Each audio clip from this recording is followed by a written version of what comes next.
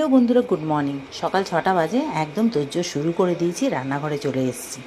আর উঠেছি কখন জানো? কাল সারা রাত তো ঘুম হয়নি, এমনি উপোস করা আর চিন্তায় তো 4টের সময় উঠে আগে বাসি কাজ সেরে চান পুজো করে রান্নাঘরে চলে এসেছি। কারণ এসব বানানো মানে বড্ড ঝামেলা, বড্ড দেরি হয়। এগুলো সব গুছিয়ে রাখলে তাহলে ইডলিটা ভালো করে বানাতে পারো।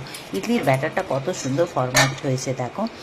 আর এবারে সাম্বার চাটনি দু রকমের বানাবো। সাম্বার বসিয়ে দিয়েছি, ব্যাস। আর কি, এসব খাওয়া তো নয়, খেতে খুবই ভালো লাগে, কিন্তু এগুলোর তোড়জোড়ই না বিরক্তকর। তো যাই হোক, এখন করার কিছু নেই। আর আমার বাড়িতে যদি বলবো ইডলি বানিয়ে শুধু চাটনি দিয়ে খাও, না, সাম্বারটা দরকার। তো যাই হোক, এই দেখো এখন কি করব, বানাতে তো হবেই। তো এগুলো মোটামুটি এখনও 1 ঘন্টার কাজ।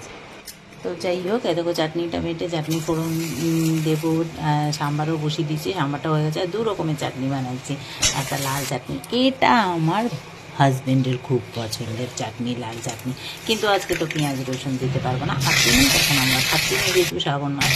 তো চলো, এগুলো তো জোর করে একদম রেডি করে রেখে দিলাম।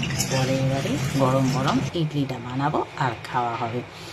তো যাক, তোমরা এখন কী করছো? আজকে তো সানডের দিনে এখনও সবাই ঘুমাচ্ছে, আর আমার কিন্তু অর্ধেক কাজ হয়ে গেছে।